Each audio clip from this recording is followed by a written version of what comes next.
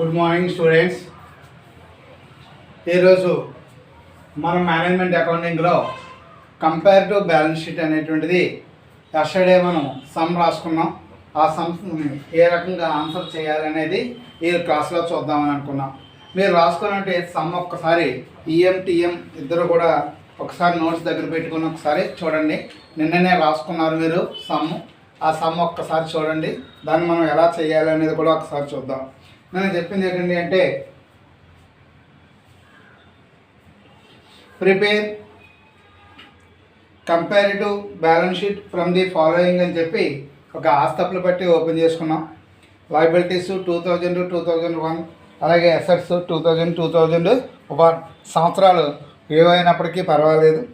అయితే ఇక్కడ అమౌంట్స్ ఏమి ఇచ్చాడో ఒకసారి చూడండి. లయబిలిటీ సైడ్ అప్పుల్లో షేర్ క్యాపిటల్ వాటా మూలధనం 3 లక్షలు 4 లక్షలు ఇచ్చాడు. రిజర్వ్స్ సర్ప్లసెస్ 1,65,000 1,11,000 ఇచ్చాడు. డిబెంచర్స్ 1,50,000 రాసుకున్నారు. లాంగ్ టర్మ్ లోన్స్ 75,000 1,00,000 రాసుకున్నారు. బిల్ పేబుల్ 25,000 22,500 రాసుకున్నారు. క్రెడిటార్స్ 50,000 60,000 రాసుకున్నాం. అదర్ కరెంట్ లయబిలిటీస్ 2,500 5,000, అది లయబిలిటీ సైడ్. అలాగే అసెట్స్కి వచ్చేటప్పటికల్లా land and buildings 1,85,000 1,35,000. Plant and machinery 2 లక్షలు 3 లక్షలు.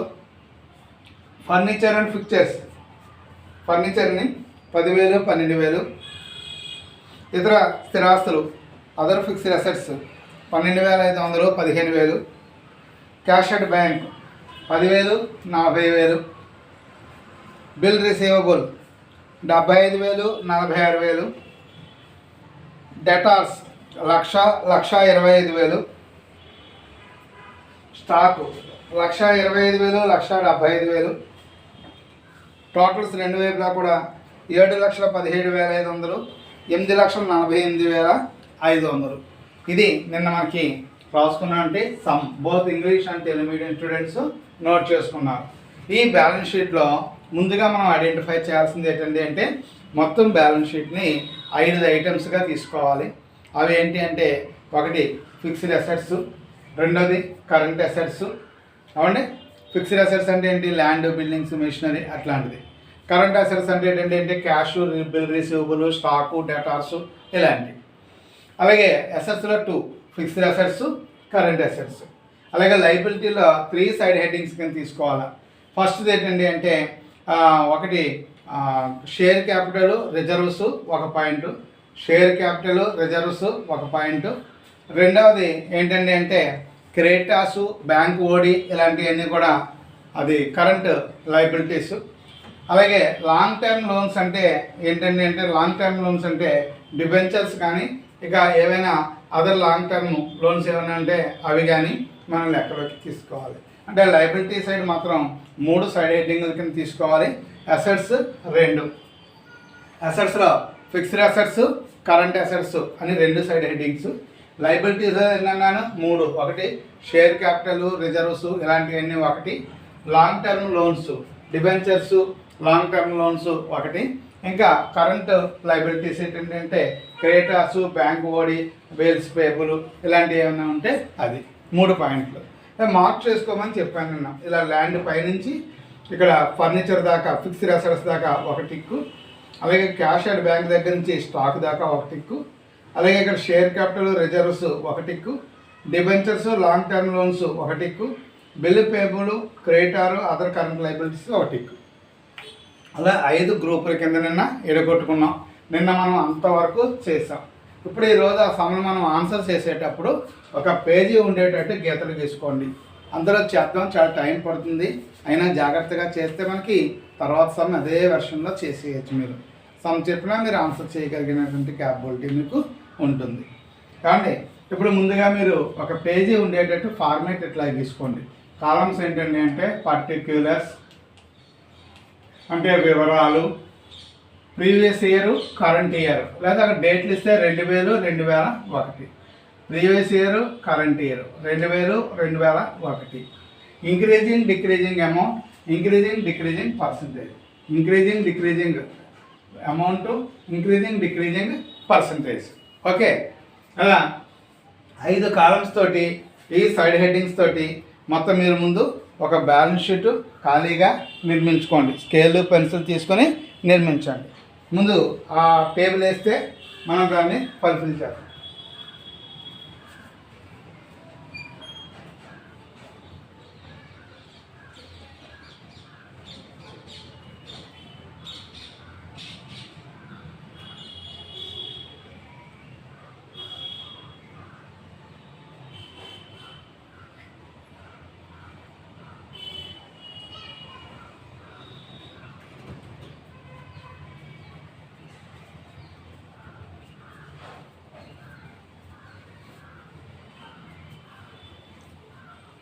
ఓకే, ఒక టేబుల్ గీసారు కదండి.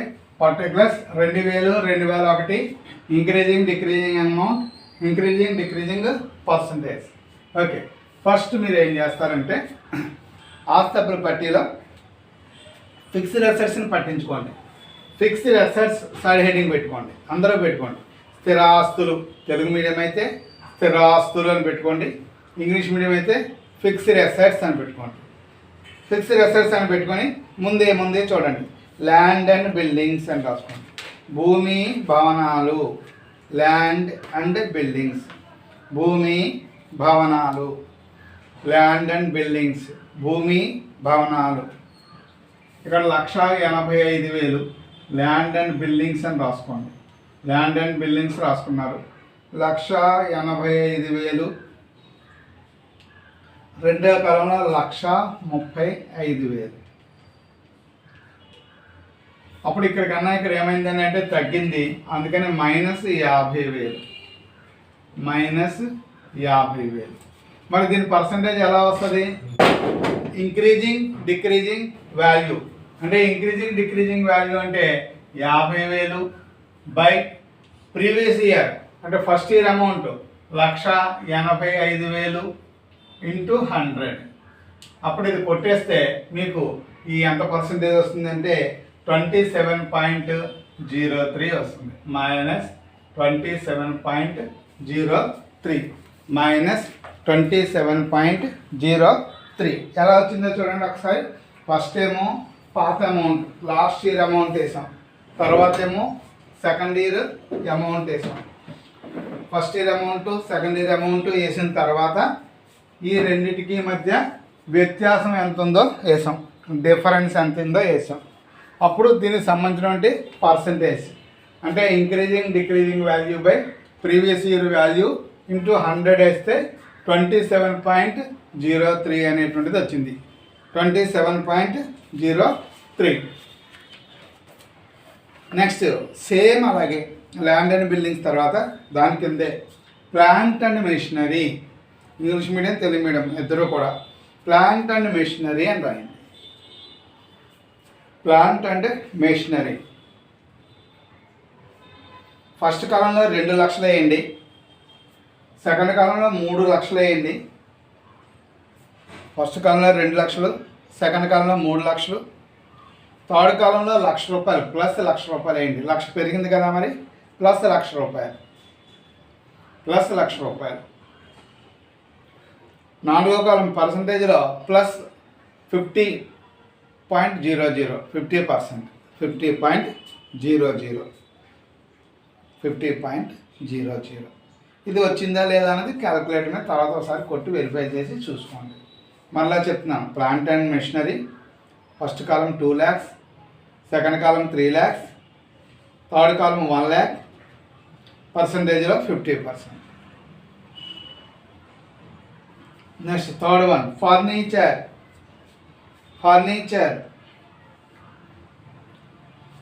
ఫస్ట్ కాలం 10,000, సెకండ్ కాలం 12,500, థర్డ్ కాలం 2,500 పెరిగింది ప్లస్ 2,500.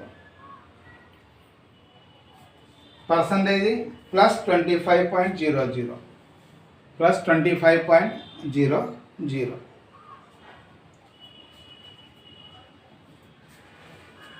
నాలుగో పాయింట్ ఇతర స్థిరాస్తులు, అదర్ కరెంట్ అసెట్స్. ఇతర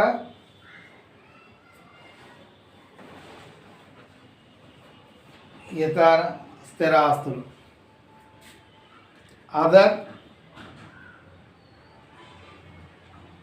fixed assets. Other fixed assets.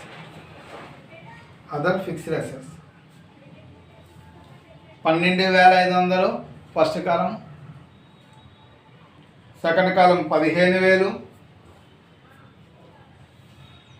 Third కాలం ప్లస్ 2,500 ప్లస్ 20%, 20.00. పైనుంచి కూడా జీరోలు మీలుగా ఉన్నాయి కాబట్టి 20.00 వేసుకుంటే పోవడానికి సులువుగా ఉంటుంది. అక్కడికి 4 స్థిరాస్తులు వేశారు. ఓకేనా? అక్కడికి 4 కూడేయండి. ఫస్ట్ వాటి ఇక్కడ కూడా చూపిస్తున్నాను మీకు అర్థం అవడానికి. ఫస్ట్ ఇలాగా కూడేయండి, నేను చూపించినట్టుగా రాసి సరిపోవాలి. ఫస్ట్ కాలము 4,07,500. ఫస్ట్ కాలము 4,07,500. ఈ 4 ఐటమ్స్ కలిపితే అనమాట 4,07,500. ఇది సెకండ్ కాలము 4,62,500. 4,62,500. ఇక్కడేమో ఇది తేడా 55,000. 55,000 ప్లస్ 55,000. దీని పర్సంటేజ్ ప్లస్ 13.50. 13.50. అసెట్స్లో ఫిక్స్డ్ అసెట్స్ అనేటువంటిది అయింది. ఫిక్స్డ్ అసెట్స్లో 4 ఐటమ్స్ రాశారు. Land and buildings, plant and machinery, furniture, other assets. అక్కడికి ఈ టోటల్ వరకు అయింది అంటే ఫస్ట్ పాయింట్ అయింది అనమాట. నెక్స్ట్ రెండో సైడ్ హెడ్డింగ్ కరెంట్ అసెట్స్, ప్రస్తుత ఆస్తులు. తెలుగు మీడియం అయితే ప్రస్తుత ఆస్తులు. సైడ్ హెడ్డింగ్ కరెంట్ అసెట్స్, ప్రస్తుత ఆస్తులు. దాంట్లో మనం సేమ్ ఇలాగే రాసుకోరండి. ఫస్ట్ ఏమి ఇచ్చాడంటే బ్యాంక్. ఫస్ట్ ఇక్కడ బ్యాంక్, కరెంట్ అసెట్స్లో ఇక్కడ బ్యాంక్ అని రాసుకోండి. బ్యాంక్ అని రాసుకొని 10,000. అవునండి, ఇక్కడేమో 40,000. అర్థమవుతుందండి? ఇప్పుడు ఏమైంది? ప్లస్ 30,000 పెరిగింది. మరి దీని పర్సంటేజ్ ఎలా వస్తుంది? పెరిగినా లేదా తగ్గిన మొత్తము బై గత సంవత్సరం మొత్తము ఇంటూ 100. 30,000 by 10,000 into 100. ఇది ప్లస్ 300. 300.00. 300.00. తర్వాత బిల్ రిసీవబుల్, వసూలు బిల్లులు. Bill receivable English medium Telugu medium ఇద్దరు కూడా రాసేసుకోండి, సులువుగా టేబుల్ గీసుకున్నారు కాబట్టి. వసూలు బిల్లులు 75,000, 46,000. 75,000, 46,000 తగ్గింది కాబట్టి మూడో కాలంలో మైనస్ 29,000. మైనస్ 29,000. పర్సంటేజ్లో మైనస్ 38.67. 38.67. 38.67. తర్వాత డెటార్స్, రుణగ్రస్తులు. డెటార్స్, రుణగ్రస్తులు 1,25,000. 1,25,000. 1,25,000 అంటే 25,000 పెరిగింది. మూడో కాలం 25,000. పర్సంటేజ్ 25.00. పర్సంటేజ్ 25.00. తర్వాత స్టాక్.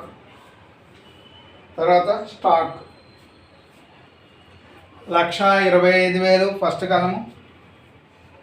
Second column 1,75,000. 1,25,000, 1,75,000. థర్డ్ కాలము 50,000 ప్లస్ 50,000. ఇక్కడ పర్సంటేజ్ ప్లస్ 40%. ప్లస్ 40%. 40.00. అప్పుడు కరెంట్ అసెట్స్ కూడండి. దీని టోటల్ చూసుకోండి, బోర్డు మీద వేసినట్టు 3,10,000. ఇక్కడ 4 ఐటమ్స్ ఉన్నాయి, అవి కూడితే 3,10,000, 3,86,000, 3,10,000, 3,86,000 అంటే 76,000 పెరిగింది. 76,000 పెరిగింది అంటే ప్లస్ 24.52, 24.52, 24.52.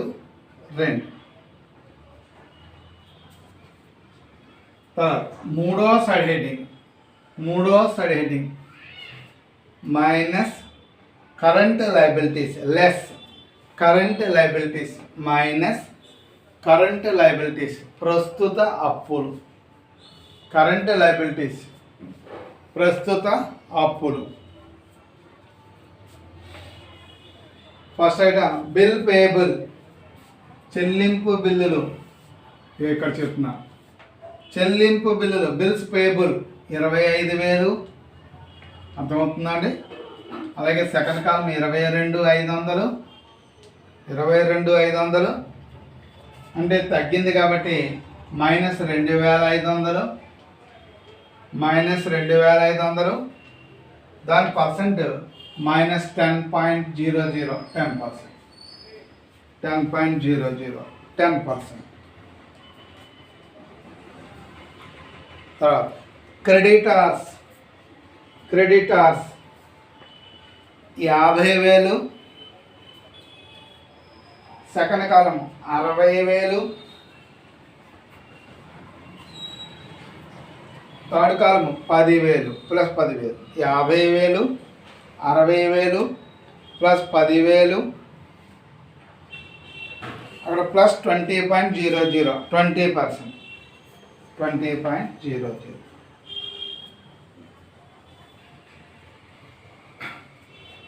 తర్వాత అదర్ కరెంట్ లయబిలిటీస్ ఇతర ప్రస్తుత అప్పులు. అదర్ కరెంట్ లయబిలిటీస్ ఇతర ప్రస్తుత అప్పులు 2,500, 5,000,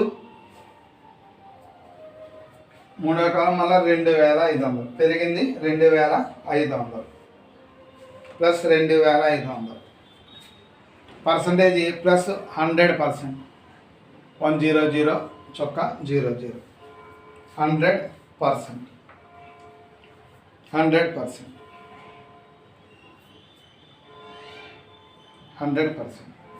అక్కడికి అవి కూడేయండి. Current liabilities కూడేయండి. ఇక్కడ గీత కొట్టి కరెంట్ లయబిలిటీస్ కూడేయండి. కూడేస్తే 77,500, 77,500. రెండో కాలం 87,500, 87,500. ఇక్కడ ప్లస్ 10,000, ప్లస్ 10,000. ఇక్కడ ప్లస్ 12.90, 12.90. 77,500, 87,500, 10,000, 12.90. ఇప్పుడు కొద్దిగా కన్ఫ్యూజ్ అవ్వకండి. ఈ యొక్క కరెంట్ అసెట్స్ టోటల్ 3,10,000 నుంచి ఈ 77,500 తీసామన్నమాట. దీని కింద వేసుకోండి. నాలుగో సైడ్ హెడ్డింగ్ వర్కింగ్ క్యాపిటల్ నిర్వహణ మూలధనం. వర్కింగ్ క్యాపిటల్ నిర్వహణ మూలధనము అని రాసి ఇక్కడ చూడండి a total current assets total 3,10,000 నుంచి 77,500 తీసాం. ఇక్కడ 2,32,500 వేసుకోండి. 2,32,500. అలాగే సెకండ్ కాలం ఈ 3,86 నుంచి 87,500 తీసామన్నమాట. 2,98,500, 2,98,500. ఇప్పుడు ఈ ఫస్ట్ దానికి రెండో దానికి తేడా ప్లస్ 66,000, ప్లస్ 66,000. 66,000 అంటే ప్లస్ 28.40, 28.40. ఓకే. ఇప్పుడు ఇంకొక టోటల్ గీత గీయండి. కన్ఫ్యూజ్ అవ్వకండి. ఇంకొక టోటల్ గీత గీయండి. గీసి ఇప్పుడు ఏమేమి కలపాలంటే ఈ స్థిరాస్తులు 4,07,500, ఈ వర్కింగ్ క్యాపిటల్ 2,32,500 కలిపి ఇక్కడ టోటల్ వేసేయండి. ఇది ఏమని రాయాలి? టోటల్ అసెట్స్ అని రాయాలి. Total assets total assets 6,40,000, 6,40,000, 7,61,000, 6,40,000, 7,61,000 plus 1,21,000, 1,21,000 ఇక్కడ పర్సంటేజ్ ప్లస్ 18.90, 18.90 ఇక్కడికి అసెట్స్ అయినాయండి. అంటే అసెట్స్ అంటే కరెంట్ లయబిలిటీస్ కూడా అయిపోయినాయి, ఆస్తులు, స్థిరాస్తులు, ప్రస్తుత ఆస్తులు అయిపోయినాయి, ప్రస్తుత అప్పులు అయిపోయినాయి. ఇంకా మిగిలిన రెండే ఏంటంటే వాటాదారుల నిధులు, దీర్ఘకాలిక రుణాలు ఉన్నాయన్నమాట. వాటాదారుల నిధులు, దీర్ఘకాలిక రుణాలు ఇప్పటికి ఎంత అయింది? 50% దాటి అయిపోయింది స్థిరాస్తులు. ఇంకా ఆస్తి అప్పుల పట్టిలో ఆస్తుల సైడ్ అంతా అయిపోయింది. ఇప్పుడు 6వది ఓపెన్ చేయండి. పొడుగ్గానే ఉండాలి టేబుల్, ఇంకా ఏమండి పేజీ ఉన్నా పేజీ దాటినా పొడుగ్గా వేసుకోవాలి. ఇప్పుడు మీరు 6వ సైడ్ హెడ్డింగ్ పెడుతున్నారు, లాంగ్ టర్మ్ లైబిలిటీస్, దీర్ఘకాలిక అప్పులు. స్థిరాస్తులు తర్వాత వేసుకుంటున్నారు మీరు, అర్థమవుతుందా? 6వది లాంగ్ టర్మ్ లైబిలిటీస్, దీర్ఘకాలిక రుణాలు. అందులో ఫస్ట్ డిబెంచర్స్ అని రాసుకోండి. డిబెంచర్స్ 1,50,000, 1,50,000 అంటే ప్లస్ 50,000 అనమాట. అంటే 50,000 పెరిగింది, ప్లస్ 50,000 పెరిగింది. ఇప్పుడు దీని పర్సంటేజ్ ఎలా వస్తుంది? 50,000 బై 1,00,000 ఇంటూ 100 కొట్టేస్తే 50.00, 50.00, 50.00. డిబెంచర్స్ 1,00,000, 1,50,000, 50,000 పెరిగింది, అంటే పర్సంటేజ్ వచ్చి 50.00. రెండో లైన్ దీర్ఘకాలిక రుణాలు, లాంగ్ టర్మ్ లోన్స్. డిబెంచర్స్ కింద ఏం రాస్తారంటే లాంగ్ టర్మ్ లోన్స్, దీర్ఘకాలిక రుణాలు, దీర్ఘకాలిక రుణాలు. ఫస్ట్ కాలం 75,000, ఫస్ట్ కాలం 75,000, రెండో కాలం 1,00,000, రెండో కాలం 1,00,000, మూడో కాలం తేడా 25,000, మూడో కాలం 25,000, పర్సంటేజ్ 33.33, 33.33. ఇవి రెండే ఉన్నాయి లాంగ్ టర్మ్ లోన్స్. అందులో గీత కొట్టేయండి. లాంగ్ టర్మ్ లోన్స్ కింద టోటల్ గీత కొట్టేయండి. First column total 1,75,000, 1,75,000. రెండవ టోటల్ 2,50,000, 2,50,000 అంటే ప్లస్ 75,000 పెరిగింది, ప్లస్ 75,000 పెరిగింది. Percentage plus 42.86, 42.86, 42.86.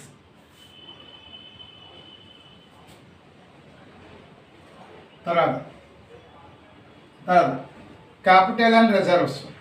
ఏడోది capital and reserves, మూలధనము రిజర్వులు, వాటా మూలధనము రిజర్వులు. ఏడో సైడ్ ఏంటి? వాటా మూలధనము రిజర్వులు, వాటా మూలధనము రిజర్వులు.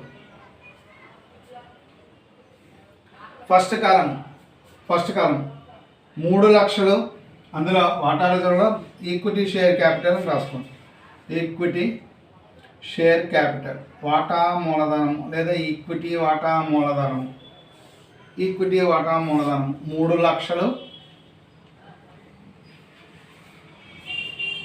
4,00,000, 3,00,000, 4,00,000 అంటే ₹1,00,000 పెరిగింది, ప్లస్ ₹1,00,000.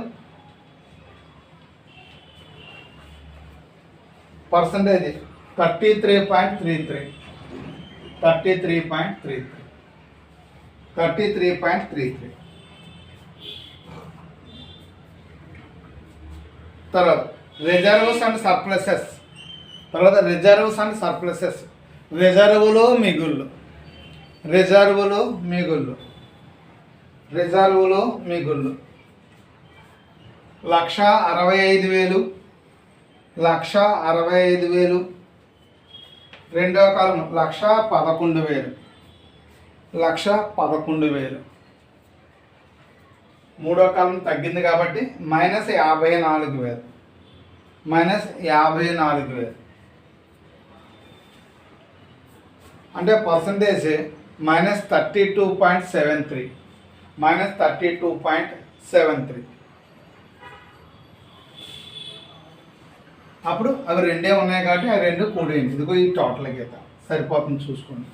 ఈ టోటల్ గీత ఫస్ట్ టోటల్ 4,65,000, 4,65,000. రెండో టోటల్ 5,11,000, 5,11,000. అంటే ప్లస్ 46,000. ఎంత పెరిగిందంటే 46,000 పెరిగింది. 46,000. పర్సంటేజ్ ఎంత అండి అంటే పర్సంటేజ్ 9.89, 9.89. టోటల్ 4,65,000, 5,11,000. అంటే 46,000 పెరిగింది. 9.89% పెరిగింది. ఇప్పుడు లాంగ్ టర్మ్ లోన్స్ టోటల్లోను ఈ షేర్ క్యాపిటల్ టోటల్ ఇవి రెండు కలుపుకోవాలి. ఏడో దాని టోటల్ ఆరో దాని టోటల్ 1,75,000, ఏడో దాని టోటల్ 4,65,000. ఇవి రెండు కలిపి కింద వేసుకోండి. ఇవి రెండు కలిపితే 6,40,000, 6,40,000. అలాగే సెకండ్ కాలం ఫస్ట్ టోటల్ 2,50,000, రెండో టోటల్ 5,11,000, 5,11,000. అప్పుడు ఇక్కడికి ఎంత వచ్చింది అంటే 7,61,000, 7,61,000. అప్పుడు దీనికి ఎంత తేడా పెరిగింది అంటే ప్లస్ 1,21,000, 1,21,000. అంటే పర్సంటేజ్లో 18.90, 18.90. ఇక్కడికి రెండు గీతలు గీసేయండి. టోటల్ గీతలు రెండు గీతలు గీసేయండి అంటే ఇక్కడికి అప్పులు మొత్తం సరిపోయింది. టోటల్గా లయబిలిటీస్ సరిపోయినాయి. లయబిలిటీస్ ఎంత వచ్చినాయి అనేది మీకు అర్థమైంది. అంటే ఈ సమ్ మీరు చేసేటప్పుడు ఎప్పుడు గుర్తుపెట్టుకోవాల్సింది ఏంటంటే అంటే ఆస్తుల టోటల్ ఐదో దాని టోటల్ 5,40, 7,61 వచ్చింది చూసారా. అలాగే ఎనిమిదో దాని టోటల్ కూడా 6,40, 7,61 వచ్చింది. సరిపోయింది అనమాట. 8 side heading fixed assets, current assets, అందులోంచి కరెంట్ లయబిలిటీస్ తీసేయాలి. తర్వాత వర్కింగ్ క్యాపిటల్ వస్తుంది. వర్కింగ్ క్యాపిటల్ ఫిక్స్డ్ అసెట్స్ కలిపితే టోటల్ అసెట్స్. ఓకే. అలాగే liabilities long time liabilities plus share holder funds ఇవి రెండు కలిపితే టోటల్ లయబిలిటీస్ వస్తాయి. ఇది ఎంత వచ్చిందో ఇది కూడా అంతే రావాలి. ఈ సమ్ము చాలా టైం పట్టింది కానీ మరి ఇంపార్టెంట్ అయింది కంపారిటివ్ బ్యాలెన్స్ షీట్ అనేది. ఈరోజు జాగ్రత్తగా మీరు చేశారు కాబట్టి నెక్స్ట్ క్లాస్లో ఓ సమ్ము ఆన్సర్ కూడా ఎట్ ఏ టైం చేయడానికి మనం ప్రయత్నం చేద్దాం. వన్స్ అగైన్ మళ్ళీ ఒకసారి జాగ్రత్తగా ఈ సమ్ అంతా ఫాలో అయ్యారా లేదా మరొకసారి వీడియో వెనక నుంచి పెట్టుకుని ఐటమ్స్ ఎక్కడైనా మిస్ అయ్యారా వెరిఫై చేసుకొని జాగ్రత్తగా మీరు ప్రిపేర్ అవ్వండి. ఓకేనా అండి? Thank you.